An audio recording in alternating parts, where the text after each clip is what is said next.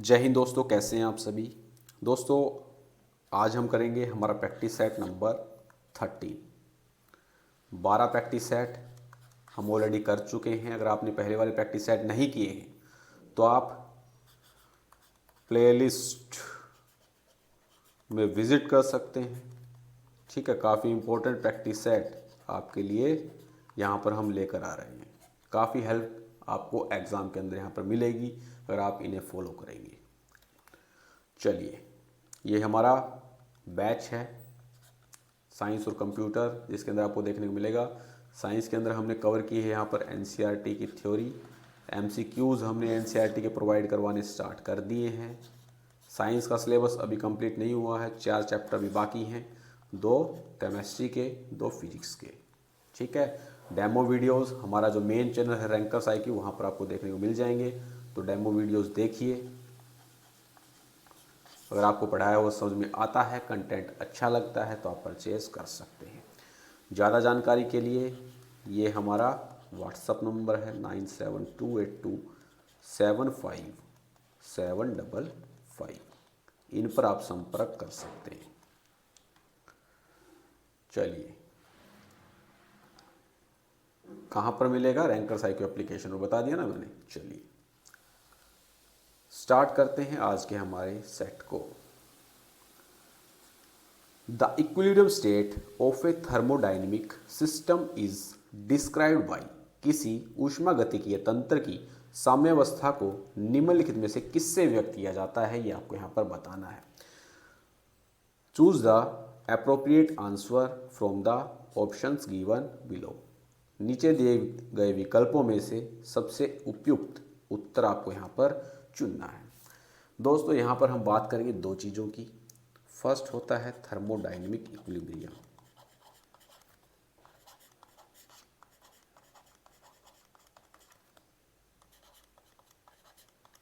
और एक होता है आपका थर्मल इक्विलिब्रियम। दोनों अलग अलग चीजें हैं। कोई सिस्टम इक्विलिब्रियम स्टेट में आपका तब होगा जब मैक्रोस्कोपिक क्वांटिटीज यानी कि लार्ज मेजरेबल क्वांटिटीज जैसे प्रेशर हो गया, वॉल्यूम हो गया, टेम्परेचर हो गया, ये आपकी टाइम के साथ नहीं बदलेंगी। तो उस सिस्टम को हम क्या बोलेंगे? थर्मोडायनेमिक इक्विलिब्रियम के अंदर बोलने का काम यहाँ पर करेंगे। जब प्रेशर, वॉल्यूम, टेम्परेचर टाइम के साथ चेंज नहीं होगी तो वो सिस्टम आपका थर्मोडायनेमिक इक्विलिब्रियम के अंदर यहाँ पर रहेगा। जैसे मैंने यहाँ पर एक क्लोज्ड रिजिड कंटेनर लिया जिसमें गैस भर दी और इस सिस्टम को कंप्लीटली इंसुलेट कर दिया। कहाँ से? सराउंडिंग से। इंसुलेट मैंने जब किया तो हीट का फ्लो यहाँ पर नहीं होगा। ठीक है, न ही हीट आपकी अंदर आएगी, न ही हीट आपकी यहाँ पर बाहर जाएगी। अब आप कुछ समय पश्चात देखेंगे कि प्रेशर, वॉल्यूम, टेम्परेचर आपको यहाँ पर कांस्टेंट देखने को मिलेगा। अब ये सिस्टम किसके अंदर हम बोलेंगे कि ये सिस्टम आपका थर्मोडायनेमिक इक्विलिब्रियम के अंदर है। क्लियर? चलिए, अब बात करते हैं हम थर्मल इक्विलिब्रियम की। उससे पहले कुछ चीज़ें जानते हैं। ये हमने यहाँ पर 2 सिस्टम लिए, ए और बी। ए के अंदर कुछ भी गर्म पदार्थ ले लो। गर्म चाय का प्याला ले लिया हमने, एक में ले लिया ठंडा पानी। पहले मैंने क्या किया? दोनों सिस्टम के बीच में एडियाबैटिक वॉल लगाई।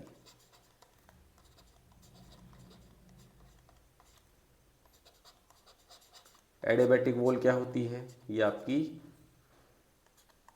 इंसुलेटिंग वॉल रहती है जो हीट का फ्लो यहाँ पर नहीं होने देती। अब ना ही आपको ए से बी की तरफ कोई हीट का फ्लो देखने को मिलेगा और ना ही बी से ए की तरफ आपको कोई हीट का फ्लो देखने को मिलेगा। क्यों? क्योंकि बीच में हमने एडियाबैटिक वाल लगा रखी है जो कि आपकी एक इंसुलेटिंग वाल है जो हीट के फ्लो को यहाँ पर रोकने का काम करती है। अब क्या ये गर्म चाय आपकी ठंडी होगी? बिल्कुल नहीं होगी। क्यों? क्योंकि यहाँ पर हीट का फ्लो तो आपका हो ही नहीं रहा है। ठीक है, अब सेकंड केस के अंदर मैंने क्या किया, यहाँ पर डायाथर्मिक वाल लगा दी दोनों सिस्टम के बीच में।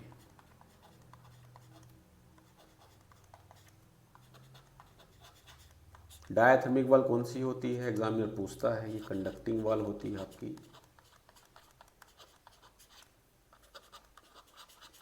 अब जैसे ही मैंने यहाँ पर डायाथर्मिक वाल लगाई, हीट का फ्लो आपको यहाँ पर A to B और B to A देखने को यहाँ पर मिलेगा।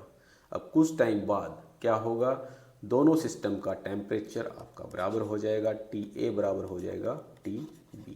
अब हम क्या बोलेंगे, ये दोनों सिस्टम आपके थर्मल इक्विलिब्रियम के अंदर है। क्लियर। तो थर्मोडायनेमिक इक्विलिब्रियम और थर्मल इक्विलिब्रियम दोनों अलग अलग चीज़ें हैं, इनमें आपको कंफ्यूज यहाँ पर नहीं होना है। तो इसका आपका राइट आंसर कौन सा बनेगा, प्रेशर, टेम्परेचर और वॉल्यूम। यही तो आपके टाइम के साथ नहीं बदलेंगे तो ही हम बोलेंगे ना कि थर्मोडायनेमिक इक्विलिब्रियम के अंदर है ये सिस्टम। तो ऑप्शन डी आपका राइट रहेगा। चलिए next question, question number second. A man of 50 kg is standing in a gravity free space at a height of 10 metre above the floor। एक फ्लोर है आपका, ठीक है, ये हमने मनुष्य बनाया और कितनी हाइट पर है ये, फ्लोर से 10 मीटर, और कहाँ खड़ा है, ग्रेविटी फ्री स्पेस के अंदर खड़ा है। ग्रेविटी फ्री स्पेस के अंदर खड़ा है तो यहाँ पर आपको F एक्सटर्नल 0 देखने को मिलेगा और मोमेंटम यहाँ पर क्या रहेगा, कंजर्व रहेगा। क्यों, क्योंकि वो कहाँ पर खड़ा है, ग्रेविटी फ्री स्पेस के अंदर खड़ा है, फ्लोर से 10 मीटर ऊपर। अब ये क्या करता है, he throws a stone of 0.5 kg mass downwards with a speed of 2 metre per second. अब ये नीचे एक पत्थर फेंकता है, ठीक है, कितने मास का, 0.5 kg का, कितनी स्पीड से, 2 मीटर पर सेकेंड की स्पीड से। When the stone reaches the floor, the distance of man above the floor। ये बोल रहा है जब ये स्टोन इस फ्लोर पर पहुंच जाएगा तो उस टाइम पर जो डिस्टेंस रहेगा मैन का फ्लोर से वो कितना आपको देखने को मिलेगा। तो चलिए निकालते हैं शानदार से सवाल को। हम मानते हैं यहाँ पर जो मास ऑफ मैन है, मोमेंटम कंजर्वेशन लगेगा इसके अंदर, वो है 50 kg। इसे हम डिनोट करते हैं कैपिटल M से, 50 kg है, ठीक है। मास ऑफ स्टोन जिसे हम कैपिटल M से यहाँ पर ले लेते हैं, तो ये आपका 0.5 kg। क्लियर। वेलोसिटी क्या है स्टोन की, तो वेलोसिटी ऑफ स्टोन Vs मान लेते हैं, ये आपकी 2 metre per second.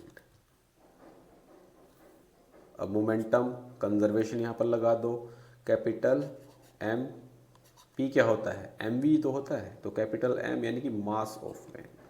Velocity of man हमें यहाँ पर निकालनी है, is equal to small m जो कि मास ऑफ स्टोन है और velocity of stone.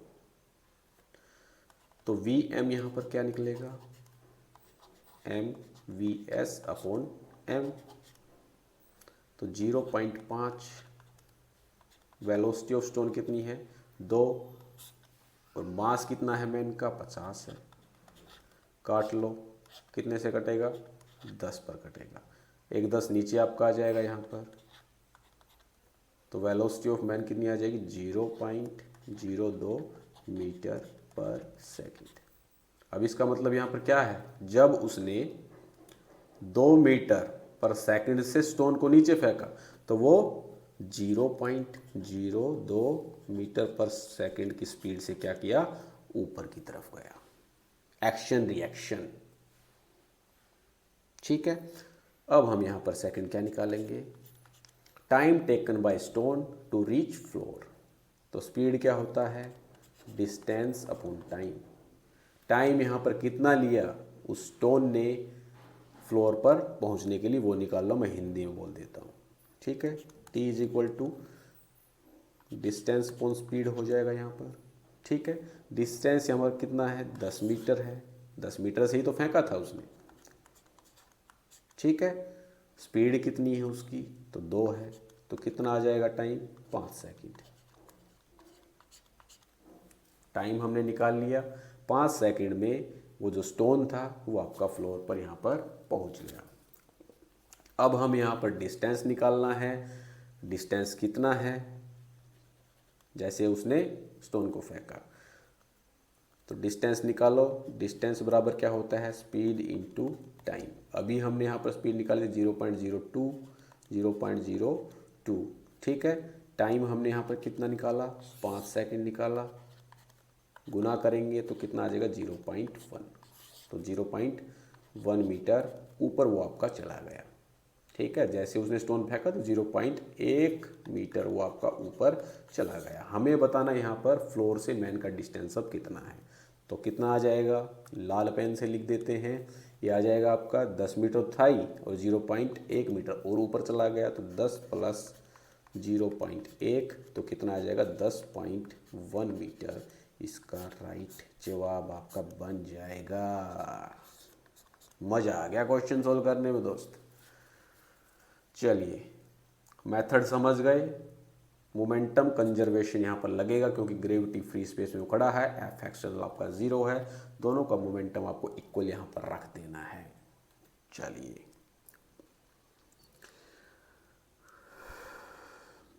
Next question पर चलते हैं। Question number 3। क्वेश्चन नंबर 3 यहाँ पर क्या बोल रहा है, the output of an OR gate is always high if. OR gate का आउटपुट सदैव आपको हाई देखने को मिलेगा यदि। तो सबसे पहले ओर गेट देखते हैं। ओर गेट के अंदर 2 इनपुट देखने को मिलते हैं, ए और बी, और एक आउटपुट आपको यहाँ पर देखने को मिलता है वाई। ठीक है, बूलियन एक्सप्रेशन क्या बोलता है, तो Y is equal to A plus B आपको यहाँ पर देखने को मिलता है। जब हमने इनपुट लो दिया, 0 0 दिया, तो आउटपुट आपको 0 देखने को मिला। ठीक है, हमसे यहाँ पर पूछा गया है हाई कब देखने को मिलेगा। ठीक है, तो हमने ए को 0 दिया यानी कि लो इनपुट दिया, बी में हाई दिया, तो आपको हाई देखने को मिला। फिर ए में हमने हाई दिया, बी में लो दिया, तो फिर आउटपुट आपको हाई देखने को मिला। दोनों में हाई दिया तो हाई आपको देखने को मिला। तो आपको हमेशा हाई जब देखने को मिलेगा तो किसी एक इनपुट को आपको यहाँ पर हाई करना पड़ेगा। जैसे हमने यहाँ पर बी को हाई किया तो आउटपुट आपका हाई आया, ए को हाई किया तो आउटपुट आपका हाई आया, दोनों को हाई किया तो हाई आपको यहाँ पर देखने को मिलता है। ठीक है, तो जब एनी ऑफ द इनपुट यहाँ पर क्या होगा, हाई होगा, तो आपको यहाँ पर और गेट के अंदर आउटपुट देखने को मिलेगा हाई। तो any input is high, option B is the right answer. Clear. और ये आउटपुट आपका कैसे निकलता है, जैसे ए और बी, यहाँ पर बूलियन एक्सप्रेशन क्या है, ए जो हमने 0 दिया तो बी भी हमने यहाँ पर क्या दिया, फर्स्ट वाले केस के अंदर 0 दिया, तो 0 प्लस 0 कितना आता है, 0 आता है। अगर हम 0 1 लेंगे तो 0 प्लस 1, तो आउटपुट यहाँ पर कितना देखने को मिलेगा, 1 देखने को मिलता है। क्लियर, कोई दिक्कत मेरे दोस्त। यहाँ पर आपको 0 देखने को मिलेगा, 1 प्लस 1 1 ही रहता है। क्लियर, 2 मत कर देना, कंप्यूटर 0 और 1 की लैंग्वेज समझता है, 2 की नहीं समझता है। तो 1 प्लस 1 1 ही होगा। रिमेंबर, स्टार मार्क इसको कर देता हूँ। ठीक है, चलिए नेक्स्ट क्वेश्चन। एनर्जी थोड़ी वीक है, आज ही आया हूँ पश्चिम बंगाल, ममता बनर्जी की नगरी। Question number 4, the width of the depletion region in A PN junction increases with. PN junction में अपक्षय क्षेत्र यानी कि डिप्लीशन रीजन की चौड़ाई किसके बढ़ने से होती है, ये आपको यहाँ पर बताना है। फॉरवर्ड बायस के अंदर आपको देखने को मिलेगी, रिवर्स बायस के अंदर टेम्परेचर बढ़ाएंगे तब, या डोपिंग के अंदर आपको यहाँ पर डिप्लीशन रीजन की विड्थ देखने को मिलती है। तो पीएन जंक्शन डायोड में आपको 2 चीज़ें देखने को मिलेंगी। एक साइड में होता है आपका पी टाइप और एक साइड में आपको देखने को मिलेगा यहाँ पर एन टाइप।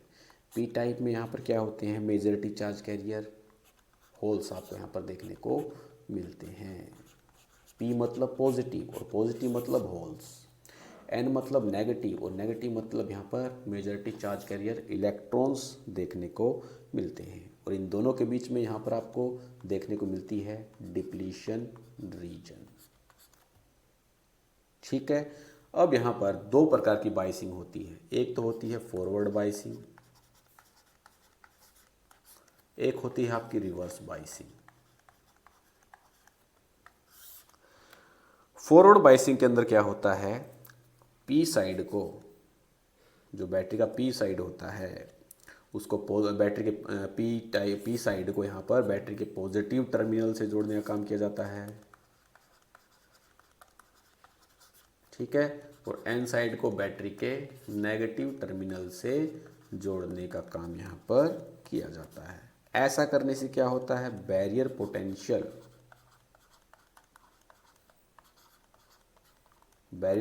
क्या हो जाता है आपका, कम हो जाता है। सारी चीज़ें मैंने आपको सेमीकंडक्टर इलेक्ट्रॉनिक्स के अंदर करवा रखी है। और जब बैरियर पोटेंशियल आपका कम होगा तो डिप्लीशन रीजन क्या हो जाती है, कम हो जाती है, यानी कि पतली हो जाती है। तो फॉरवर्ड बायसिंग के अंदर तो डिप्लीशन रीजन आपकी मोटी होनी नहीं है, तो ये गलत हो जाएगा। अब रिवर्स बायसिंग के अंदर क्या करते हैं, फॉरवर्ड बायसिंग का उल्टा, पी साइड को यहाँ पर बैटरी के नेगेटिव टर्मिनल से जोड़ते हैं, एन टाइप को यहाँ पर बैटरी के पॉजिटिव टर्मिनल से जोड़ने का काम यहाँ पर करते हैं। अब ऐसा करने से क्या होता है, बैरियर पोटेंशियल बीपी जो होता है आपका वो बढ़ जाता है। अब जब बैरियर पोटेंशियल आपका बढ़ जाएगा तो डिप्लीशन रीजन की जो विड्थ है वो भी आपकी यहाँ पर बढ़ जाती है। और यहाँ पर करंट, बैरियर पोटेंशियल जब बढ़ेगा तो करंट का फ्लो यहाँ पर ऑलमोस्ट आपको देखने को नहीं मिलता है। ठीक, तो डिप्लीशन रीजन की विड्थ किस केस में बढ़ेगी, रिवर्स बायस वोल्टेज के अंदर। ऑप्शन बी इसका दोस्तों राइट आंसर आपका बनेगा 1001%। चलिए नेक्स्ट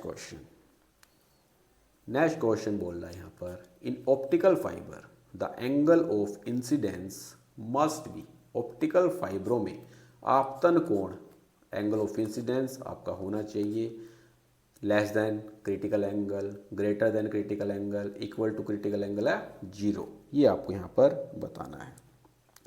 ऑप्टिकल फाइबर में लाइट कोर के अंदर आपकी ट्रैवल करती है, ये जो आप देख रहे हैं ना, ये कोर के अंदर आपकी जो लाइट है वो ट्रैवल करने का काम करती है। और एक कोर जो है आपका घिरा रहता है किससे, क्लैडिंग से आपका यहाँ पर घिरा रहता है। ऑप्टिकल फाइबर में लाइट कोर के अंदर आपकी ट्रैवल करती है और कोर क्या रहता है आपका, क्लैडिंग से यहाँ पर घिरा रहता है। अब बार बार यहाँ पर क्या करती है, जो लाइट है वो रिफ्लेक्ट करने का काम यहाँ पर करती है, जिससे होता है हमारा टोटल इंटरनल रिफ्लेक्शन। और टोटल इंटरनल रिफ्लेक्शन के लिए आपको कंडीशन पता होना चाहिए, angle of incidence, angle of incidence आपका ज़्यादा होना चाहिए किससे, क्रिटिकल एंगल से, तभी आपका टोटल इंटरनल रिफ्लेक्शन होता है। और ऑप्टिकल फाइबर आपका टोटल इंटरनल रिफ्लेक्शन पर ही काम करता है। तो जब एंगल ऑफ इंसिडेंस आपका ज़्यादा होगा क्रिटिकल एंगल से, तो यहाँ पर आपको टोटल इंटरनल रिफ्लेक्शन का केस देखने को मिलता है। तो angle of incident must be greater than critical angle. चलिए next question number 6। Question number 6 बोल रहा है, the magnetic movement of a bar magnet is equal to the magnetic movement of which of the following. Bar चुंबक का चुंबकीय आघूर्ण किसके चुंबकीय आघूर्ण के बराबर होता है, ये आपको यहाँ पर बताना है। मैग्नेटिक डाइपोल मूवमेंट,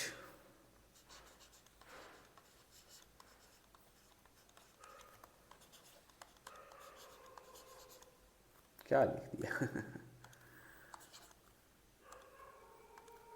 स्लिप कर जाता कई बार pen. Magnetic dipole movement magnetic dipole moment क्या होती है? एक क्वांटिटी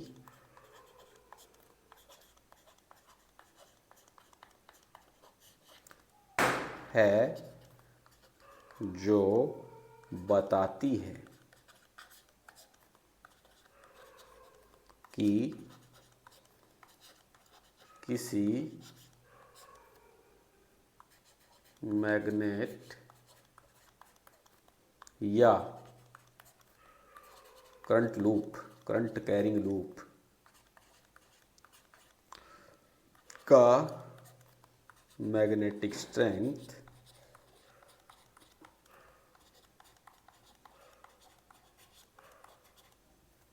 और डायरेक्शन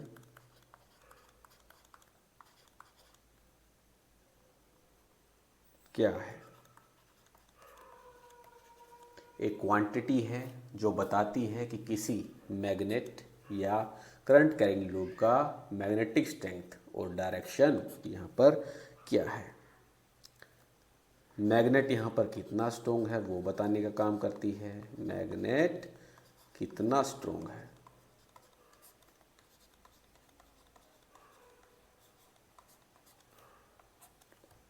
क्लियर?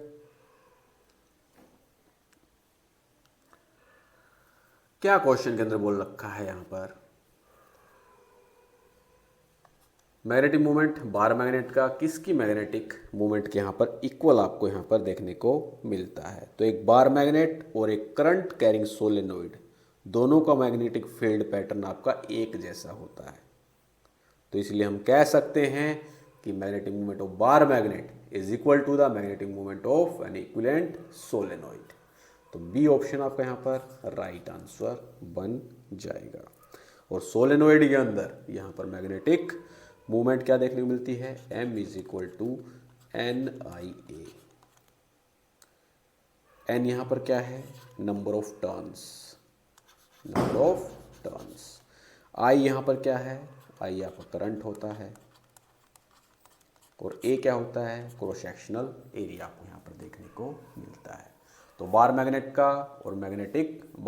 का और जो इक्विवेलेंट सोलेनोइड है दोनों का मैग्नेटिक मूवमेंट आपको यहाँ पर इक्वल देखने को मिलता है, क्योंकि दोनों का मैग्नेटिक फील्ड का जो पैटर्न होता है वो आपका सेम रहता है। चलिए ये तो कर ही देंगे, बता ही दिया हमने। The magnetic dipole movement M associated with current carrying loop is given by. धारावाहक लूप से संबंधित चुंबकीय द्विध्रुव आघूर्ण निम्नलिखित में किस समीकरण द्वारा दिया जाता है आपको बताना है। तो मैग्नेटिक डाइपोल मूवमेंट किसके बराबर होती है? m is equal to N I A. N यहाँ पर क्या होता है? Number of turns. आई यहाँ पर क्या होता है? करंट रहता है। ए क्या होता है? यहाँ पर एरिया होता है। तो याद कर लेंगे, न्यूमेरिकल यहाँ पर पूछा जाएगा तो कर लेंगे, कोई दिक्कत नहीं होनी चाहिए। चलिए नेक्स्ट क्वेश्चन नंबर 8वां। क्वेश्चन नंबर 8वां क्या बोला? Which of the following statement is not true about the resistivity of alloys and insulator. निम्नलिखित में से कौन सा कथन मिश्र धातुओं और कुछ चालकों की प्रतिरोधकता से संबंधित नहीं है, ये आपको यहाँ पर बताना है। फर्स्ट यहाँ पर दे रखा है alloys of metal usually have greater resistivity than that of their constituent metals. यहाँ पर जो मेटल्स के एलॉय होते हैं उनकी resistivity as compare to constitute metal वो आपको ज़्यादा देखने को मिलती है। बिल्कुल सही स्टेटमेंट है, क्योंकि जब मेटल आपके मिक्स होते हैं, एलॉयज किससे बनते हैं? मेटल से ही तो बनते हैं, ठीक है। तो जब मेटल्स आपके मिक्स होते हैं तो एटॉमिक इरेगुलरिटीज़ आपकी यहाँ पर बढ़ जाती हैं, इलेक्ट्रॉन्स का फ्लो आपका यहाँ पर मुश्किल हो जाता है, जिससे यहाँ पर रेजिस्टिविटी बढ़ने का काम यहाँ पर करती है। तो फर्स्ट स्टेटमेंट बिल्कुल आपकी सत्य है। नेक्स्ट दे रखा है alloys usually have much lower temperature coefficient of resistance than pure metals. मिश्र धातुओं का प्रतिरोध का ताप गुणांक सामान्यतः शुद्ध धातुओं की तुलना में बहुत कम आपको यहाँ पर देखने को मिलता है। टेम्परेचर बढ़ने पर ठीक है। जैसे ही टेम्परेचर बढ़ा तो मेटल्स की जो रेजिस्टिविटी होती है वो भी आपकी ज़्यादा हो जाती है। मेटल्स की रेजिस्टिविटी ये भी क्या हो जाती है आपकी, ज़्यादा हो जाती है। लेकिन एलॉयज़ में इफेक्ट आपका कम होता है। मेटल्स में आपको ज़्यादा देखने को मिलेगा, लेकिन एलॉयज़ में आपको यहाँ पर कम देखने को मिलेगा। तो एलॉयज़ के अंदर low temperature coefficient of resistance देखने को मिलता है as compare to pure metal. Pure metals के अंदर यहाँ पर जैसे हम टेम्परेचर बढ़ाते हैं, मेटल्स की जो रेजिस्टिविटी है वो आपकी यहाँ पर बढ़ जाती है। सेकंड स्टेटमेंट 100% आपकी राइट है। नेक्स्ट है the resistivity of alloy manganin is nearly independent of temperature. मिश्र धातु मैग्नीन की प्रतिरोधकता तापमान से लगभग आपकी स्वतंत्र होती है। मैग्नीन किससे बनता है, तो कॉपर, मैग्नीज और निकिल के एलोय से आपका ये बनता है। मैग्नीन का रेजिस्टेंस टेम्परेचर से लगभग आपका चेंज नहीं होता है। तो नियरली इंडिपेंडेंट ऑफ टेम्परेचर यहाँ पर देखने को मिलता है। किसकी रेजिस्टिविटी, जो एलोय होता है मैग्नीन का। तो ये भी आपकी करेक्ट स्टेटमेंट है। नेक्स्ट दे रखा है the resistivity of A typical insulator. Typical insulator का एग्जांपल भी दे रखा है amber is less than that of a metal by A factor of the order of 10⁻22। एक सामान्य कुचालक जैसे एम्बर की प्रतिरोधकता किसी धातु की तुलना में लगभग 10⁻22 गुना आपकी कम होती है, ऐसा बोल रहा है, जो कि ये गलत है। इंसुलेटर की जो रेजिस्टिविटी होती है मेटल से 10⁻22 गुना आपकी ज़्यादा होती है, यानी कि ग्रेटर देन होती है, ना कि लेस देन। ज़्यादा आपको देखने को मिलती है। तो कौन सा यहाँ पर गलत हो जाएगा, तो ऑप्शन डी ही आपका यहाँ पर गलत हो जाएगा। Next question, question number 9। Drugs usually interact with biological macromolecules such as carbohydrates, protein, lipids and nucleic acid. These molecules are called। औषधियाँ सामान्यतः कार्बोहाइड्रेट, प्रोटीन, लिपिड और न्यूक्लिक अम्ल जैसी जैविक मैक्रोमोलिक्यूल्स के साथ अभिक्रिया करती हैं। इन अणुओं को यहाँ पर क्या कहा जाता है, ये आपको यहाँ पर बताना है। जब कोई ड्रग बॉडी में जाती है तो वो कुछ स्पेसिफिक बायोलॉजिकल मैक्रोमोलिक्यूल्स जैसे प्रोटीन हो गया, लिपिड हो गया, न्यूक्लिक एसिड हो गया, कार्बोहाइड्रेट्स हो गए, इनके साथ करती है, वो इंटरेक्ट करती है। जब ड्रग, क्या हो रहा पेन को यार,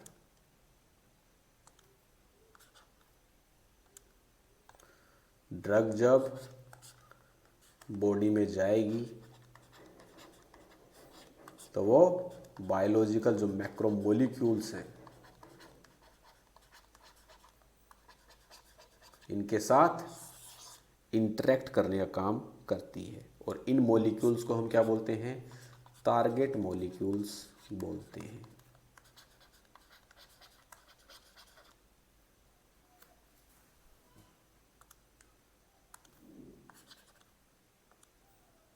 टारगेट मॉलिक्यूल्स बोलने का हम यहाँ पर करते हैं। तो ऑप्शन बी आपका यहाँ पर सत्य रहेगा। ठीक है। और ड्रग क्या करती है, इन्हीं मॉलिक्यूल्स के साथ इंटरेक्ट करके अपने यहाँ पर इफेक्ट दिखाने का काम करती है। जैसे एंजाइम्स को ब्लॉक कर दिया रिसेप्टर साइड से बाइंड होकर। क्लियर। ऐसे मॉलिक्यूल्स को टारगेट मॉलिक्यूल्स बोलने का काम यहाँ पर करते हैं। Next question, question number 10। Which of the following statement is incorrect regarding anti fertility drugs. निम्नलिखित में से कौन सा कथन गलत है जो प्रतिजनन क्षमता दवाओं से आपका संबंधित है। फर्स्ट यहाँ पर दे रखा है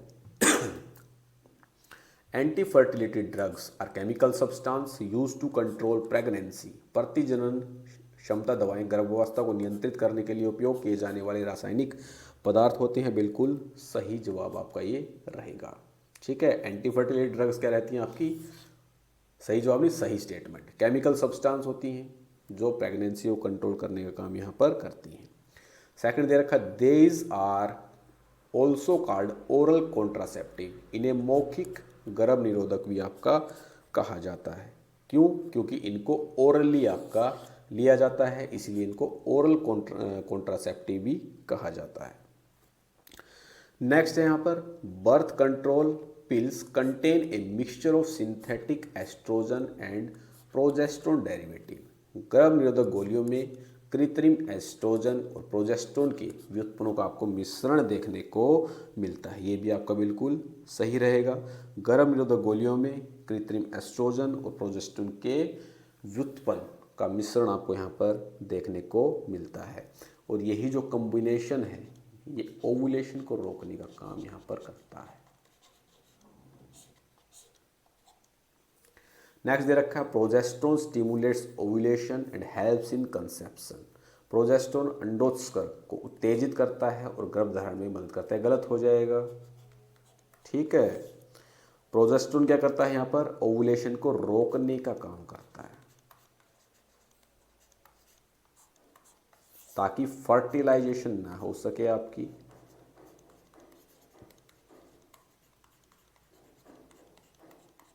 इसीलिए क्या करता है? एंटी फर्टिलिटी इफेक्ट देता है। तो यहां पर क्या कर रहा है? स्टिमुलेट्स ओवुलेशन, उत्तेजित करता है अंडोत्सर्ग को। गलत हो जाएगा, रोकता ही। तो ऑप्शन डी आपका राइट हो जाएगा यहां पर। चलिए नेक्स्ट है for a zero order reaction how is the half life T half related to the initial concentration of the reactant. शून्य क्रम अभिक्रिया के लिए अर्ध आयु टी हाफ अभिकारक की प्रारंभिक सांद्रता के किस प्रकार आपका संबंधित है, ये आपको यहाँ पर बताना है। तो इसका आपको डायरेक्ट रिजल्ट यहाँ पर याद रखना है। डेरिवेशन है इसका तो पूरा, ठीक है। डेरिवेशन आप किसी काम का नहीं है, आपको मेन यहाँ पर रिजल्ट ध्यान रखना है, ठीक है। तो जीरो ऑर्डर के लिए जो टी हाफ होता है, ठीक है, वो डायरेक्टली प्रोपोर्शनल होता है रिएक्शन की इनिशियल कंसंट्रेशन की। डायरेक्ट रिजल्ट आपको याद रखना है। तो ऑप्शन ए इसका राइट आंसर आपका बनता है। टी हाफ अभिकारक की प्रारंभिक सांद्रता के सीधे अनुपाती होता है। Very very important. डेरिवेशन मैं आपको करके दिखाऊं जिसका कोई फायदा नहीं है, डायरेक्ट रिजल्ट हमें यहाँ पर पता होना चाहिए। तो जीरो ऑर्डर रिएक्शन के लिए जो टी हाफ होता है वो डायरेक्टली प्रोपोर्शनल होता है रिएक्शन की इनिशियल कंसंट्रेशन की। ए ऑप्शन इसका आपका राइट रहेगा। इसे आपको याद कर लेना है, रट लेना है। चलिए next question number 12। For strong electrolytes how does molar conductivity lambda M varies with dilution. परबल विद्युत अपघटों के लिए पतलापन बढ़ाने पर मोलर चालकता में क्या परिवर्तन आता है, ये आपको यहाँ पर बताना है। तो स्ट्रॉन्ग इलेक्ट्रोलाइट्स जैसे NaCl हो गया आपका, HCl हो गया, KNO3 हो गया, जब ये पानी में आपके घुलते हैं तो आपके कंप्लीटली क्या होते हैं? कंप्लीटली डिसोसिएट हो जाते हैं।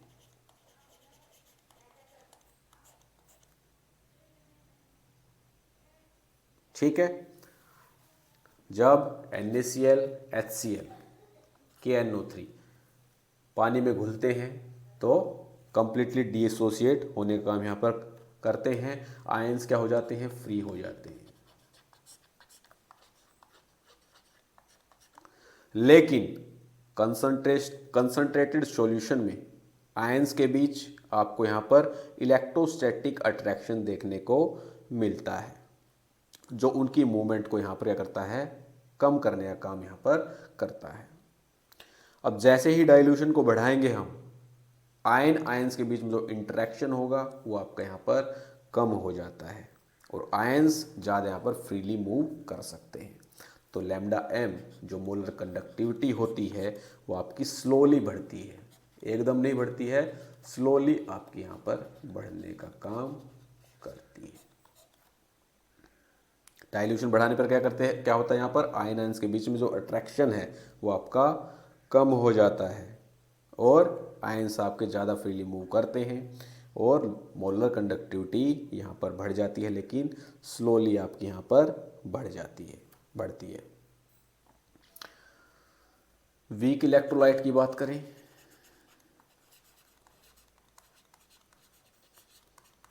वीक इलेक्ट्रोलाइट का के ऊपर इफेक्ट ऑफ डाइल्यूशन क्या होता है? तो यहां पर रैपिडली इंक्रीज करने का काम करता है, रैपिडली।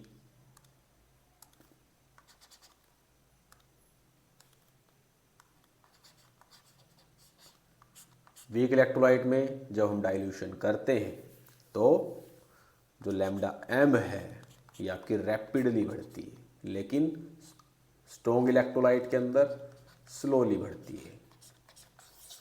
तो इसका राइट आंसर कौन सा बनेगा? Lambda M increases slowly with dilution. Option C आपका यहाँ पर राइट रहेगा। लैम्डा एम पतलापन बढ़ाने पर धीरे धीरे आपका बढ़ता है।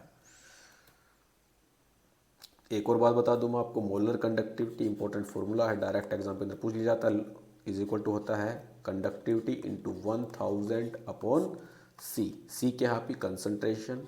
के यानी कप्पा, कप्पा क्या है? कंडक्टिविटी है आपकी।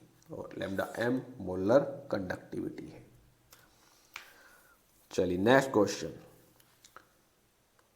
The electrical conductivity of pure water at 298.15 kelvin is approximately 298.15 kelvin पर शुद्ध जल की विद्युत चालकता लगभग आपको कितनी देखने को मिलती है, वो आपको यहाँ पर बताना है।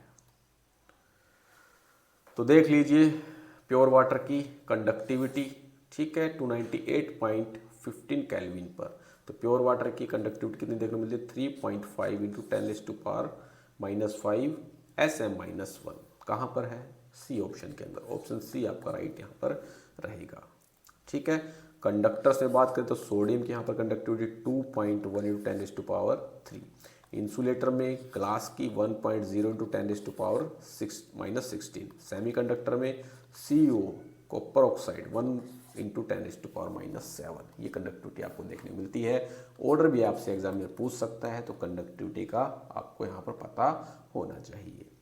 तो प्योर वाटर की कंडक्टिविटी 298.15 केल्विन पर आपको 3.5 इंटू 10⁻⁻5 SM-1 देखने को मिलेगी। ठीक है, यहाँ पर यूनिट गलत दे रखी है, SM-1। ठीक है, तो इसे काट देते हैं। ऑप्शन सी आपका यहाँ पर राइट रहेगा। चलिए next question, question number 14। Question number 14 क्या बोला? Consider the following statement related to the uniform circular motion and identify which of them is या आर नॉट करेक्ट। समानवर्तीय गति, यूनिफॉर्म सर्कुलर मोशन। जब कोई वस्तु कांस्टेंट स्पीड से सर्कुलर पाथ फॉलो करती है तो उसका मोशन जो रहेगा उसे हम बोलते हैं यूनिफॉर्म सर्कुलर मोशन। ठीक है, फर्स्ट स्टेटमेंट दे रखी, when an object follows a circular path at a constant speed the motion of the object is called uniform circular motion. जब कोई ऑब्जेक्ट कांस्टेंट स्पीड से सर्कुलर पाथ आपका follow करती है तो उसका जो मोशन होता है उसे हम यूनिफॉर्म सर्कुलर मोशन बोलने का काम यहाँ पर करते हैं। तो ये तो करेक्ट है आपका, इनकरेक्ट तो नहीं है। ठीक है, नेक्स्ट यहाँ पर दे रखा है, magnitude of its acceleration AC बराबर है v²/r। यहाँ पर जो एक्सेलरेशन की मैग्नीट्यूड देखने को मिलेगी AC क्या है यहाँ पर? सेंट्रीपिटल एक्सेलरेशन, जो आपका सेंटर की तरफ यहाँ पर लगता है। क्या है ये? सेंट्रीपिटल एक्सेलरेशन कहाँ पर लगता है? सेंटर की तरफ आपको लगता हुआ नजर यहाँ पर आता है। ठीक, तो AC बराबर क्या होता है? v²/r। तो ये भी आपकी करेक्ट है। नेक्स्ट यहां पर दे रखा है, direction of acceleration along the tangent to the circular path. Tangent के अलोंग नहीं रहती है ये, ठीक है, सेंटर के अलोंग यहां पर देखने को मिलती है एक्सेलरेशन की डायरेक्शन। सेंटर के अलोंग आपको यहां पर देखने को मिलेगी, टेंजेंट के अलोंग नहीं देखने को मिलेगी, सेंटर के अलोंग देखने को मिलती है। तो कौन सा यहाँ पर इनकरेक्ट रहा, ये ही आपका इनकरेक्ट हो जाएगा। Only 3 is incorrect. चलिए next question number 15। Question number 15 यहाँ पर क्या बोल रहा है, read the statement carefully and answer the question. निम्नलिखित कथन को ध्यानपूर्वक आपको पढ़ना और सही विकल्प आपको यहाँ पर चुनना है। बोल रहा है a large force acting for a very short time to produce a finite change in momentum is called. सीमित संवेग परिवर्तन उत्पन्न करने के लिए बहुत अल्प समय के लिए कार्य करने वाला बड़ा बल आपका क्या कहलाता है, ये आपको यहाँ पर बताना है। जब कोई बहुत बड़ा फोर्स बहुत छोटे समय के लिए एक्ट करता है और उससे मोमेंटम के अंदर यहाँ पर फाइनाइट चेंज देखने को मिलते हैं, सीमित परिवर्तन आपको देखने को मिलता है, तो इस प्रकार के फोर्स को हम बोलते हैं इम्पल्सिव फोर्स। ऑप्शन बी आपका यहाँ पर करेक्ट आंसर रहेगा। जैसे मैंने यहाँ पर बॉल फेंकी, तुमने यहाँ से बल्ला घुमाया, ठीक है, तो एक छोटे टाइम के लिए यहाँ पर फोर्स लगेगा और मोमेंटम यहाँ पर बहुत ही फाइनाइट चेंज आपको यहाँ पर देखने को मिलता है। तो इस प्रकार के फोर्स को यहाँ पर क्या बोलते हैं, इम्पल्सिव फोर्स यहाँ पर बोलने का काम करते हैं। ठीक है, जब गाड़ी का एक्सीडेंट होता है तो उसके ऊपर एक एकदम क्या करता है, फोर्स लगता है, सडनली फोर्स लगता है, छोटे टाइम के लिए लगता है, वो क्या करता है, फाइनाइट चेंज करता है मोमेंटम के अंदर। तो इस प्रकार के फोर्स को इम्पल्सिव फोर्स बोलने का काम यहाँ पर करेंगे। Next question, question number 16। A bullet of mass 0.04 kg, साथ साथ में लिख लेते हैं, बुलेट का मास कितना है, 0.0 kg, moving with a speed of 90 metre per second enters a heavy wooden block and it stop after a distance of 60 centimetre. बोल रहा है बुलेट जो कि स्पीड से चल रही है, कितनी स्पीड से, 90 मीटर पर सेकंड की स्पीड से चल रही है। अब टकराएगी इस वुडन ब्लॉक से और 60 सेंटीमीटर आगे जाने पर यहाँ पर क्या हो जाती है, यह रुक जाती है। अब आपको यहाँ पर बताना है कि what is the average resistive force exerted by the block on the bullet. Bullet के द्वारा, ब्लॉक के द्वारा, ये जो ब्लॉक है आपका, ब्लॉक के द्वारा बुलेट पर यहाँ पर क्या रेजिस्टिव फोर्स लगाया गया है वो आपको बताना है। रेजिस्टिव फोर्स यहाँ पर क्या होता है वो मैं आपको यहाँ पर बताता हूँ। तो रेजिस्टिव फोर्स वो फोर्स होता है जो किसी ऑब्जेक्ट के मोशन के अपोजिट डायरेक्शन में आपका लगता है। ऑब्जेक्ट का मोशन इस डायरेक्शन के अंदर, तो रेजिस्टिव फोर्स यहाँ पर इस डायरेक्शन के अंदर आपका लगेगा, तभी तो आपकी बुलेट यहाँ पर 60 सेंटीमीटर जाने के बाद रुक जाती है। तो चलिए इसको करते हैं सोल्व। एफ हमें पता है क्या होता है, एम ए।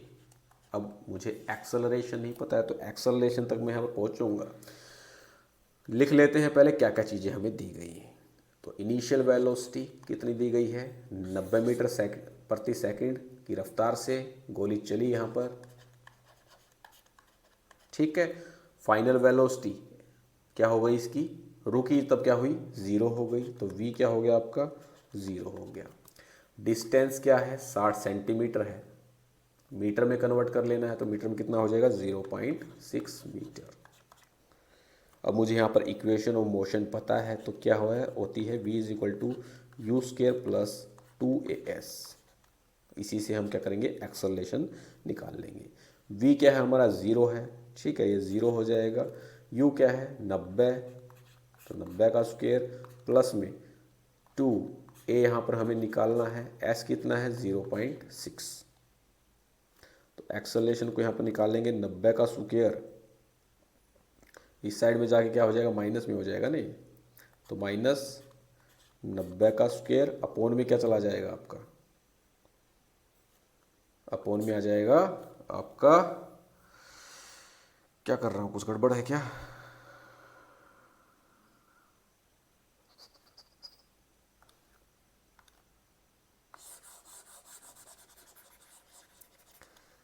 मैं यहाँ पर क्या करता हूँ, एक्सेलरेशन को इधर ले लेते हैं, ठीक है।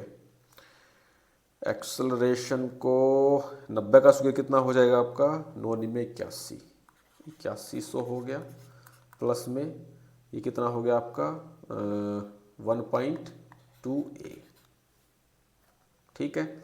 और 1.2a बराबर है कितना हो जाएगा 8100। क्लियर।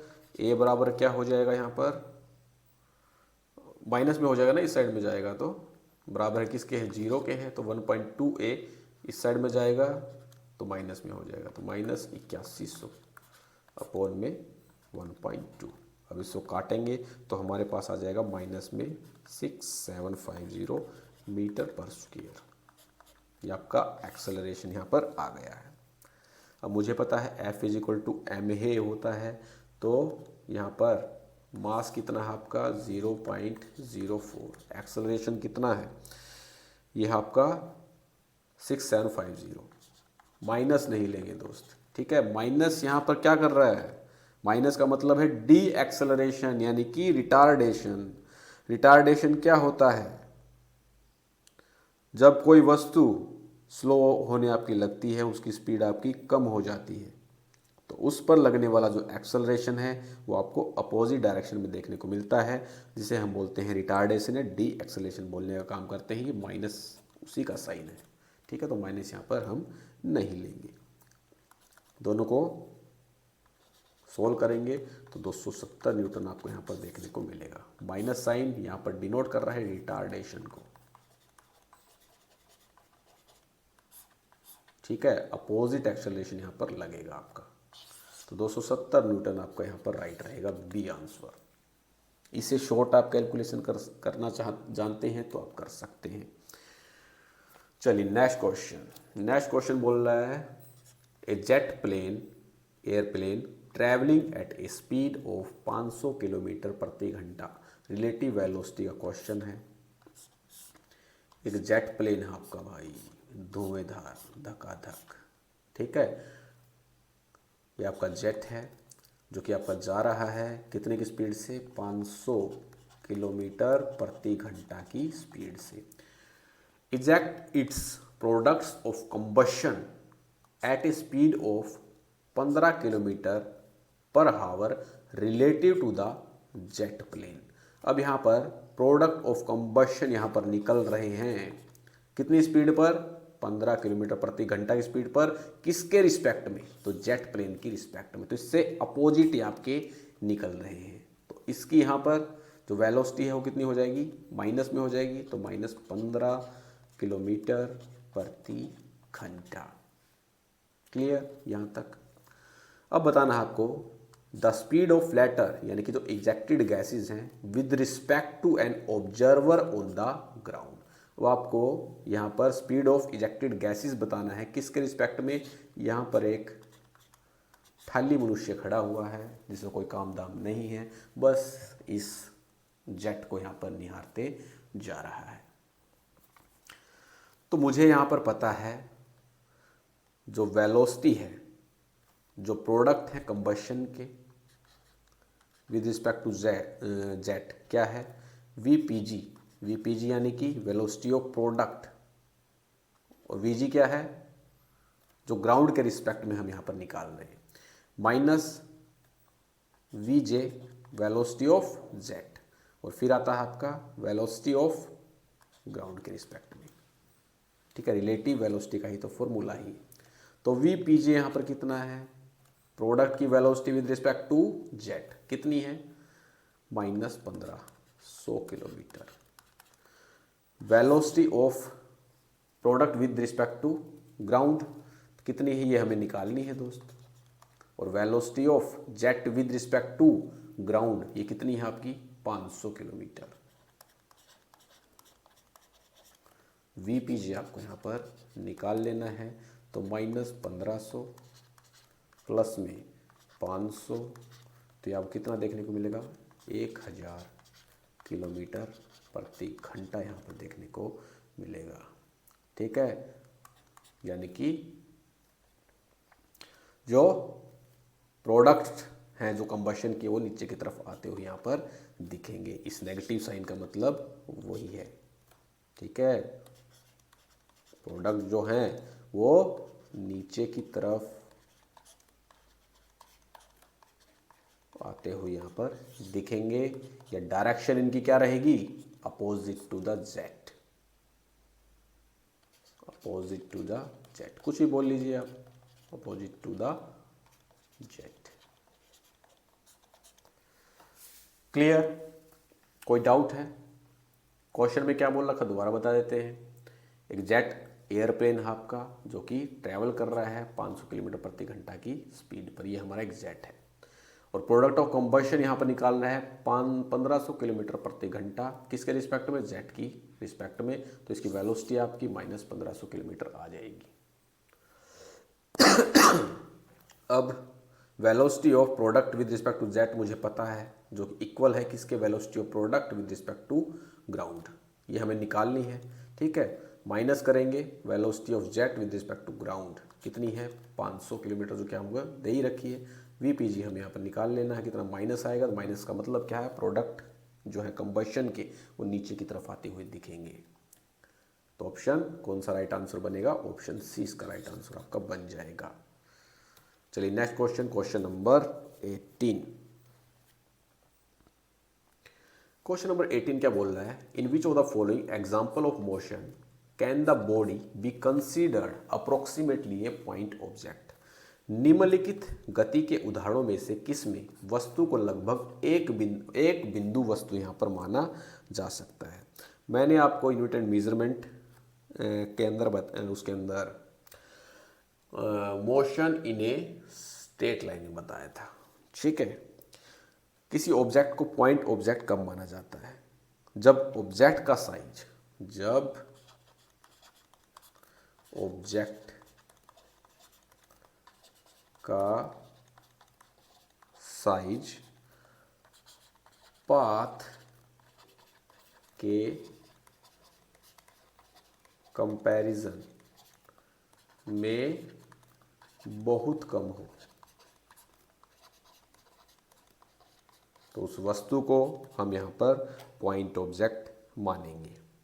अब फर्स्ट ऑप्शन यहाँ पर दे रखा है, railway carriage moving without jerks between two station, दो स्टेशनों के बीच बिना झटके से चलती हुई रेलगाड़ी की बोगी।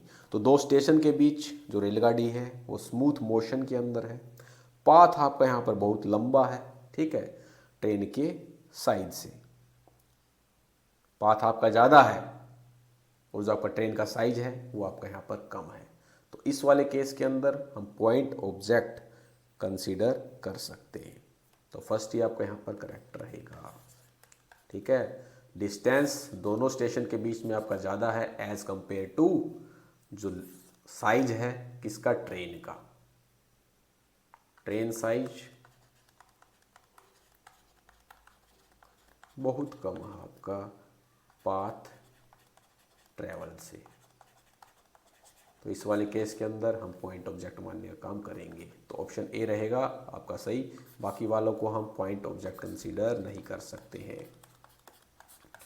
चलिए नेक्स्ट क्वेश्चन, क्वेश्चन नंबर 19 क्या बोल रहा है, when two quantities are added or subtracted, the error in the final result is equal to the sum of the error of the individual quantities। जब दो राशियों को जोड़ा या घटाया जाता है तो अंतिम परिणाम में त्रुटि व्यक्तिगत राशियों की त्रुटियों के योग के बराबर होती है। अब मैंने यहाँ पर दो क्वांटिटी को जोड़ा a प्लस बी, और एक बार मैंने क्या किया यहाँ पर घटाया। अब मुझे जब इसके अंदर एरर निकालना रहेगा तो मैं इंडिविजुअल का भी यहाँ पर क्या करूँगा, इंडिविजुअल क्वांटिटीज़ का भी यहाँ पर एरर मेजर करूँगा। तो इस प्रकार के एरर को क्या बोलते हैं, हम एब्सोल्यूट एरर बोलने का काम करते हैं। ठीक है, तो मैं यहाँ पर जब एरर निकालूंगा तो इंडिविजुअल क्वांटिटी का भी एरर निकालूंगा, तो delta A plus delta B, ये क्या रहता आपका एब्सोल्यूट एरर। डेल्टा जेड यहाँ पर क्या है, ये आपका एब्सोल्यूट एरर है। डेल्टा ए और डेल्टा बी ये क्या है, इंडिविजुअल क्वांटिटीज़ के एब्सोल्यूट एरर। चलिए क्वेश्चन से समझते हैं और समझ में आएगा। ए मैंने यहाँ पर लिया 5.0 प्लस माइनस 0.1। 0.1 क्या है, ए के अंदर एरर है। बी मैं यहाँ पर लेता हूँ 3.0 प्लस माइनस 0.2। तो सबसे पहले मैं एडिशन करता हूँ, यहाँ पर मुझे एडिशन करना है। तो एडिशन करूँगा तब मैं क्या करूँगा, ए और बी को यहाँ पर जोड़ दूँगा, इसको जोड़ दूँगा, ठीक है। तो 5.0 प्लस में 3.0, ये आ जाएगा आपका 8.0। अब इनके अंदर जो एरर है ए और बी के अंदर, इनको भी तो ऐड करना है। तो 0.1 प्लस 0.2 0.3 आपको यहाँ पर देखने को मिलेगा। तो फाइनल रिजल्ट यहाँ पर क्या आएगा एब्सोल्यूट एरर के अंदर, 8.0 प्लस माइनस 0.3, ठीक है। तो जब दो क्वांटिटीज़ को ऐड या सब्सट्रैक्ट करते हैं तो एब्सोल्यूट एरर आपको फाइनल रिजल्ट में देखने को मिलता है। और इसके अंदर क्या होता है, एब्सोल्यूट एरर्स हमें निकालने रहते हैं इंडिविजुअल क्वांटिटीज़ की, जो कि आपका सम रहता है। तो दोनों में क्या आ जाएगा, absolute absolute. When two quantities added or subtracted, the absolute error in the final result is equal to the sum of absolute error in the individual quantities, जो कि हमने यहाँ पर किया है। क्लियर? चलिए next question, question number 20। Find the incorrect statement regarding the lanthanoid series. Lanthanoid श्रेणी से संबंधित गलत कथन की आपको पहचान यहाँ पर करनी है। फर्स्ट यहां पर दे रखा है the lanthanoid series belongs to the sixth group, sixth period. Lanthanoid श्रेणी छठे आवर्त से आपकी संबंधित रहती है। बिल्कुल सही स्टेटमेंट है। जो लेंथेनॉइड सीरीज है ये आपकी बिलोंग करती है सिक्स्थ पीरियड से। नेक्स्ट दे रखा है the filling of 4f orbital starts with cerium, जिसका एटॉमिक नंबर होता है 58। 4f कक्षक का भरना सेरियम Z बराबर 58 से प्रारंभ होता है। ये भी आपकी बिल्कुल सही स्टेटमेंट है। कैसे, सीरियम का कितना होता है 58, तो इसका इलेक्ट्रॉनिक कॉन्फ़िगरेशन कितना होगा आपका, ज़ीनोन 4f1 5d1 6s2, ठीक है। यहाँ पर हमने फिलिंग किससे स्टार्ट की है, 4f की सीरियम से। लेंथेनाइड सीरीज कहाँ से स्टार्ट होती है, लेंथेनम से। तो इससे पहले क्या आता है आपका लेंथेनम। लेंथेनम का एटॉमिक नंबर कितना होता है आपका 57। तो इसका इलेक्ट्रॉनिक कॉन्फ़िगरेशन आपको यहाँ पर देखने को मिलता है जीनोन 5d1 6s2 आपको यहाँ पर देखने को मिलता है। तो 4f की फिलिंग आपको आपने देखी यहाँ पर, नहीं देखी। तो 4f की फिलिंग आपकी स्टार्ट होती है सीरियम से। ये भी आपकी करेक्ट स्टेटमेंट हो जाएगी। नेक्स्ट यहाँ पर the lanthanoid series and at lutetium Z बराबर है 71। लेंथेनॉइड सीरीज ल्यूटीशियम Z बराबर 71 पर समाप्त होती है। बिल्कुल सही है। लेंथेनॉइड सीरीज कहाँ से कहाँ तक होती है, लेंथेनम से लेके ल्यूटीशियम तक आपको यहाँ पर देखने को मिलती है, ठीक है। तो टोटल एलिमेंट्स लेंथेनाइड सीरीज के अंदर कितने देखने को मिलते हैं, तो टोटल एलिमेंट्स आपको यहाँ पर 15 एलिमेंट्स देखने को मिलते हैं। कई बार एग्जाम के अंदर क्वेश्चन पूछा जाता है। और ल्यूटीशियम का यहाँ पर एटॉमिक नंबर भी आपको पता होना चाहिए, 71 आपको यहाँ पर देखने को मिलता है। एटॉमिक नंबर यहाँ पर कितना रहेगा, तो जीनोन 4f14 5d1 6s2 आपको यहाँ पर देखने को मिलता है, ठीक, ल्यूटीशियम का। नेक्स्ट यहाँ पर आता है, तो ये भी आपकी राइट स्टेटमेंट है। Lanthanoid belongs to 5f inner transition elements. Lanthanoid 5f आंतरिक संक्रमण श्रृंखला से संबंधित है, गलत हो जाएगा। इसके अंदर जो फिलिंग होती है अभी हमने की है 4f में होती है, 4f ऑर्बिटल यहाँ पर फिल होता है, ठीक है। तो 4f इनर ट्रांजिशन सीरीज होती है, ना कि 5f, ठीक है। 5f इनर ट्रांजिशन कहाँ पर आपको देखने को मिलती है, एक्टेनॉइड्स में आपको देखने को मिलती है, ना कि लेंथेनॉइड्स में। और एक्टेनॉइड्स कहाँ पर होते हैं, आपके 7th पीरियड में होते हैं, तो क्लियर होगी सारी चीज़ें। इनकरेक्ट बताना था तो डी आपका यहाँ पर इनकरेक्ट रहेगा। चलिए next question, question number 21। Question number 21 यहाँ पर क्या बोल रहा है, read the statement carefully and answer the question. निम्नलिखित कथनों को ध्यानपूर्वक पढ़िए और सही विकल्प को चुनिए। स्टेटमेंट दे रखी है, पहली स्टेटमेंट यहाँ पर दे रखी है, the number of elements in a period of A periodic table is twice the number of atomic orbitals available in the energy level being field. आवर्त सारणी में किसी आवर्त में तत्वों की संख्या उस ऊर्जा स्तर में उपलब्ध परमाणविक कक्षकों की संख्या की क्या होती है, दुगनी होती है। सही स्टेटमेंट है। कैसे? हर एनर्जी लेवल्स में अवेलेबल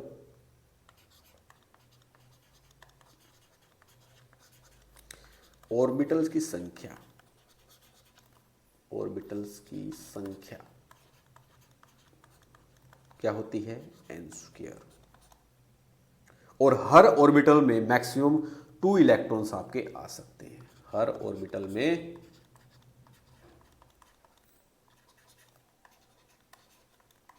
मैक्सिमम 2 इलेक्ट्रॉन आ सकते हैं।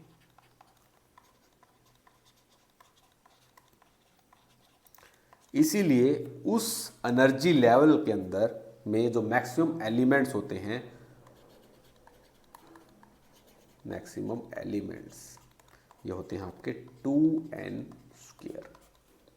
जैसे फर्स्ट पीरियड के अंदर n क्या होता है आपका, 1 होता है। ठीक है, तो यहां पर मैक्सिमम एलिमेंट्स निकाले तो 2n²। n कितना है, 1, तो यहाँ पर 2 एलिमेंट्स फर्स्ट पीरियड के अंदर। ऐसे ही सेकंड पीरियड में निकाले तो n बराबर 2 हो जाएगा, तो 2n² के अंदर रख दो, कितना हो जाएगा, 2 का स्क्वायर 4। तो सेकंड पीरियड के अंदर 8 एलिमेंट। फोर्थ पीरियड की जब हम बात करते हैं तो ये ध्यान रखना है आपको, इंपॉर्टेंट है। फोर्थ पीरियड के अंदर n बराबर क्या है, 4 है। ठीक है, तो 2n² के अंदर रखेंगे तो मैक्सिमम एलिमेंट्स हमारे कितने आते हैं, 4 का स्क्वायर। 4 का स्क्वायर 16, 16 दूनी 32। क्या 32 देखने को मिलते हैं, नहीं देखने को मिलते हैं। अब यहाँ पर क्या होता है, कुछ ऑर्बिटल्स नेक्स्ट सेल में आपके फिल होने लगते हैं। इसीलिए फोर्थ पीरियड के अंदर आपको यहाँ पर 18 एलिमेंट्स देखने को मिलते हैं, न कि 32। कई बार गलती कर देते हैं, एग्जाम में पूछ लेता है फोर्थ पीरियड के अंदर एलिमेंट्स कितने होते हैं, 2n² से कर दोगे 32 आ जाएगा, गलत हो जाएगा। क्यों गलत हो जाएगा, क्योंकि यहाँ पर जो कुछ ऑर्बिटल्स रहते हैं वो नेक्स्ट सेल में आपके फिल होने लगते हैं। तो यहाँ पर आपको 18 एलिमेंट्स देखने को मिलेंगे। तो फर्स्ट स्टेटमेंट आपकी यहाँ पर बिल्कुल सत्य है कि जो नंबर ऑफ एलिमेंट्स रहते हैं पीरियोडिक टेबल के किसी भी पीरियड के अंदर, वो नंबर ऑफ एटॉमिक ऑर्बिटल्स के आपके ट्वाइस रहेंगे। नेक्स्ट दे रखा है, the fourth period of periodic table contains A total of 18 elements. तो 18 एलिमेंट्स हमने यहाँ पर निकाल के आपको दिखाए। तो फर्स्ट एंड सेकंड आपकी क्या है, करेक्ट है, इनकरेक्ट। तो फर्स्ट एंड सेकंड आपके यहाँ पर करेक्ट हैं, दोनों कथन सही हैं आपके। चलिए next question, question number 22। Read the statement carefully and answer the question. निम्नलिखित कथन को ध्यानपूर्वक पढ़िए और सही विकल्प आपको यहां पर बताना है। रदरफोर्ड का अल्फा स्कैटरिंग एक्सपेरिमेंट यहां पर दे रखा है। In Rutherford's alpha particle scattering experiment, it was observed that a very small fraction of alpha particles were deflected through a large angle. Through approximately what angle were these alpha particle deflected, ये आपको यहाँ पर बताना है कि जो alpha particles आपके यहाँ पर वेरी स्मॉल फ्रैक्शन के अंदर डिफ्लेक्टेड हुए और एक लार्ज एंगल में डिफ्लेक्टेड हुए, वो एंगल आपको यहाँ पर बताना है क्या रहेगा। तो रदरफोर्ड का अल्फा स्कैटरिंग एक्सपेरिमेंट के अंदर ऑब्जर्वेशन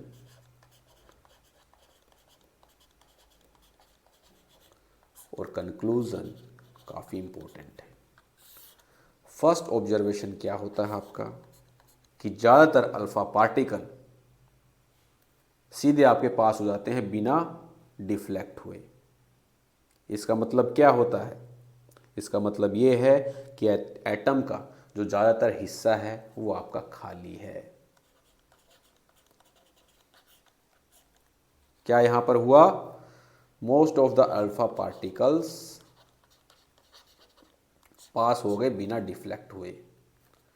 इसका मतलब क्या हुआ कि एटम का ज़्यादातर हिस्सा आपका खाली है। ठीक है, ज़्यादातर जो आपके अल्फ़ा पार्टिकल्स थे वो बिना डिफ्लेक्ट किए हुए सीधे आपके निकल गए। ये ऑब्जर्वेशन था और साथ में कंक्लूजन। सेकंड यहाँ पर क्या ऑब्जर्वेशन था? कुछ अल्फ़ा पार्टिकल स्मॉल एंगल से यहाँ पर डिफ्लेक्ट हो जाते हैं। कुछ अल्फ़ा पार्टिकल यहाँ पर स्मॉल एंगल से क्या हो जाते हैं? डिफ्लेक्ट होने का काम करते हैं। इसका मतलब क्या था कि एटम के अंदर क्या था आपका? पॉजिटिव चार्ज कंसंट्रेट था। जब पॉजिटिव पॉजिटिव के पास आएगा तो क्या करेगा? रिफ्लेक्ट करेगा। पॉजिटिव चार्ज क्या था? कंसंट्रेट था एटम के अंदर, इसीलिए वो स्मॉल एंगल से यहाँ पर क्या हुए? डिफ्लेक्ट हुए। तीसरे बताता है ऑब्जर्वेशन कि कुछ अल्फा पार्टिकल 20,000 में से एक बाउंस बैक कर गए। बाउंस बैक कर गए यानी कि डिफ्लेक्ट हो गए नियरली 180 डिग्री के एंगल पर। ऑप्शन सी इसका आपका राइट आंसर बनेगा। 180 डिग्री के एंगल पर क्या कर जाते हैं? वो डिफ्लेक्ट हो जाते हैं। और ऐसे अल्फा पार्टिकल कितने थे? 20,000 में से कोई एक था। ठीक है, तो इसका आपका सी ऑप्शन राइट रहेगा। चलिए नेक्स्ट क्वेश्चन। नेक्स्ट क्वेश्चन बोलता है read the statement carefully and answer the question. निम्नलिखित कथनों को ध्यानपूर्वक पढ़िए और सही विकल्प का आपको यहां पर चयन करना है। फर्स्ट दे रखा है a sound created in a big hall persist for some time due to repeated reflection from walls. बड़े हॉल में उत्पन्न ध्वनि कुछ समय तक दीवारों से बार बार परावर्तन के कारण बनी रहती है। बिल्कुल सही है। जो बड़ा हॉल होता है, ठीक है, वहाँ पर आप बोलते हैं तो क्या होता है? गूंजती है साउंड। तो क्या होता है? बार बार यहाँ पर रिफ्लेक्शन होता है, जिसके कारण उस हॉल के अंदर जो साउंड है वो आपकी यहाँ पर कुछ समय तक बनी रहती है।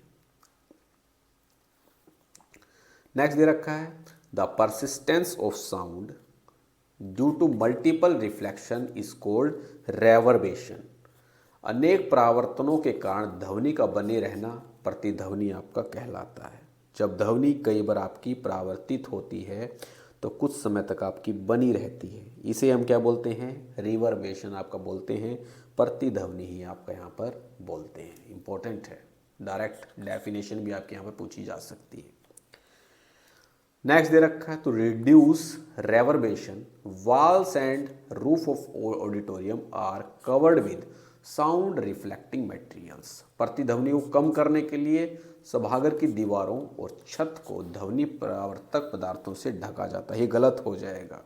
रेवर्बेशन कम करने के लिए वॉल्स और रूफ को साउंड रिफ्लेक्टिंग मटेरियल से कवर नहीं किया जाना है यहाँ पर, क्योंकि रिवर्बेशन कम करने के लिए आपको यहाँ पर जो आवश्यकता होती है वो साउंड एब्जॉर्बिंग मटेरियल्स की आवश्यकता होती है।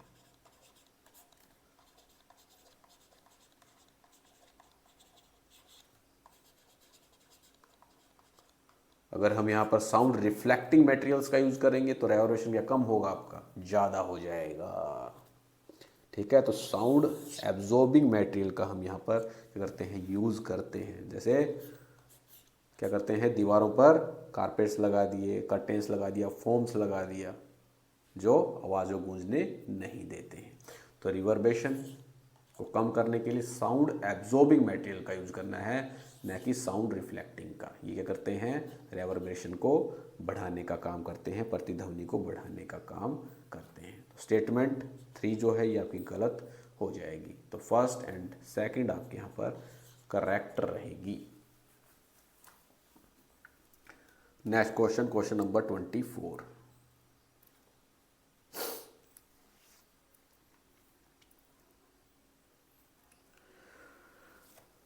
असर्शन रीजन दे रखा है। असर्शन क्या है, conductivity of all electrolytes decreases on dilution.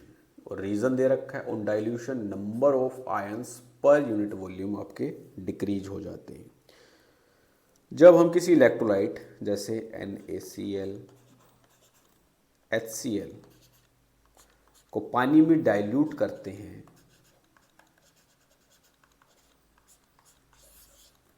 तो इनके आयंस जो हैं वो आपके दूर दूर हो जाते हैं।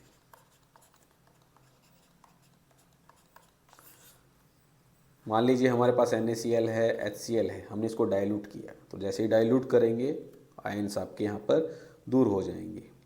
कंडक्टिविटी का मतलब क्या होता है कि कंप्लीट सॉल्यूशन की इलेक्ट्रिसिटी कंडक्ट करने की एबिलिटी। सॉल्यूशन की इलेक्ट्रिसिटी कंडक्ट करने की जो आपकी एबिलिटी होती है उसे ही हम क्या बोलते हैं, कंडक्टिविटी बोलने का काम करते हैं। और ये डिपेंड आप ही करती है पर यूनिट वॉल्यूम में कितने आपके आयंस हैं और वो कितनी तेज़ी से मूव कर रहे हैं। जब डाइल्यूशन होता है तो आयंस के बीच में डिस्टेंस आपका बढ़ जाता है, तो पर यूनिट वॉल्यूम्स में जो आयंस की कंसंट्रेशन है वो भी आपकी कम हो जाती है, जिससे कंडक्टिविटी आपके यहाँ पर घटती है। तो डाइल्यूशन पर इलेक्ट्रोलाइट्स की जो कंडक्टिविटी कम होती है, क्यों होती है, number of ions per unit volume आपके यहाँ पर कम हो जाते हैं। तो असर्शन और रीजन दोनों ठीक हैं और रीजन इसका करेक्ट एक्सप्लेनेशन है। Option A is the right answer. Next question and the last question. Consider the following statements regarding electronically conducting polymers and identified which of them is या are not correct। Electronic चालक बहुलकों से संबंधित निम्नलिखित कथनों पर आपको विचार करना है और बताना है कि इनमें से कौन सा आपका गलत है।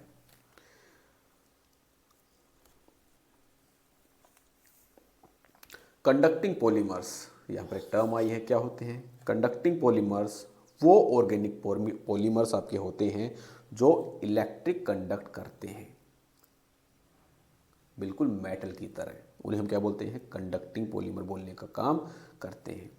और 1977 के अंदर मैकडर्मट, हीजर, शिराकावा ने एक इम्पोर्टेंट डिस्कवरी आपकी यहाँ पर की थी।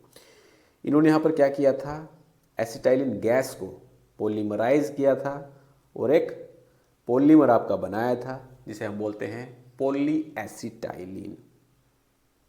क्या किया, सबसे पहले एसिटाइलिन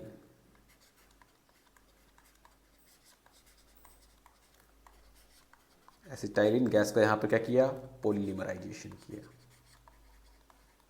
ये क्वेश्चन आपका पॉलीमर्स का नहीं है, पहले बता देता हूँ, क्लियर कर देता हूँ। काफ़ी बच्चे बोलते हैं कि सर पॉलीमर से क्वेश्चन आया था, पॉलीमर का क्वेश्चन नहीं है, ये इलेक्ट्रोकेमिस्ट्री का क्वेश्चन है। फुटनोट के अंदर आपको इलेक्ट्रोकेमिस्ट्री में देखने को मिल जाएगा। तो पॉलीमर आपके सब्जेक्ट के अंदर बिल्कुल नहीं है, दिमाग से बात आप निकाल देना, ठीक है। तो एसिटाइलिन गैस का क्या किया, पॉलीमराइजेशन यहाँ पर किया गया, तो यहाँ पर बनाया गया पॉलीएसिटाइलिन। पॉलीएसिटाइलिन ये क्या होता है, कंजुगेटेड पॉलीमर होता है, मतलब इसके अंदर सिंगल और डबल बॉन्ड आपको अल्टरनेट देखने को मिलते हैं। नॉर्मली जो है पॉलीएसिटाइलिन इलेक्ट्रिसिटी कंडक्ट नहीं करता है, ये क्या होता है, इंसुलेटर होता है। लेकिन जब इसे आयोडीन वेपर के कांटेक्ट में लाया जाता है तो आयोडीन क्या करता है, उसमें से इलेक्ट्रॉन्स को रिमूव कर देता है, यानी कि ऑक्सीडाइज कर देता है। इस प्रोसेस को क्या बोलते हैं, हम डोपिंग बोलने का काम करते हैं। और डोपिंग के बाद यहाँ पर क्या होता है,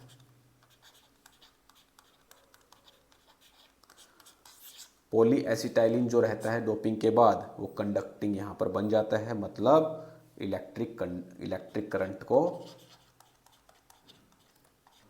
कंडक्ट करने का काम ये करता है। तो इन 3 महाशयों के द्वारा ये डिस्कवरी आपकी की गई थी।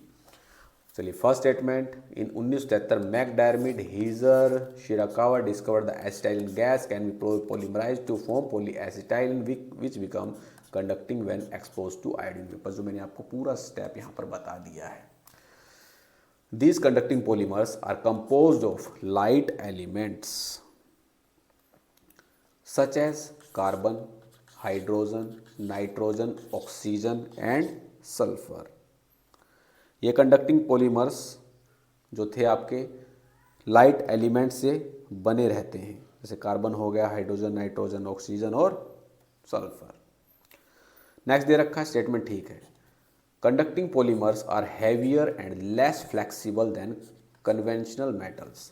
चालक बहुलक पारंपरिक धातुओं की तुलना में अधिक भारी और कम लचीले होते हैं। गलत स्टेटमेंट है। जो कंडक्टिंग पॉलीमर्स होते हैं वो आपके क्या होते हैं, हल्के होते हैं, भारी नहीं होते, हल्के होते हैं कन्वेंशनल मेटल से, और बहुत ही आपके फ्लेक्सिबल होते हैं। तो ये स्टेटमेंट आपकी गलत हो जाएगी। नेक्स्ट है, MacDiarmid, Heeger and Shirakawa were awarded the Nobel prize in chemistry in 2004 discovery of conducting polymers. इसके लिए इनको 2000 के अंदर नोबेल प्राइज से भी नवाजा गया था रसायन क्षेत्र के अंदर। इन्होंने डिस्कवरी की थी किसकी, कंडक्टिंग पॉलीमर्स की। तो ये स्टेटमेंट भी आपकी यहाँ पर राइट है। ठीक है, तो इसके अंदर कौन सा आपका इनकरेक्ट होगा वो आपको बताना है। तो इनकरेक्ट है आपका यहाँ पर third, only 3 is incorrect. Option C आपका राइट यहाँ पर रहेगा। तो ये होता है आज का हमारा कंप्लीट प्रैक्टिस सेट। स्कोर बताइए अपना, स्कोर कितना रहा कमेंट बॉक्स के अंदर। ठीक है, वीडियो को ज़्यादा शेयर कीजिए, बस यही गुरु दक्षिणा है आपकी। तो मिलते हैं नेक्स्ट क्लास के अंदर। जय हिंद, जय भारत।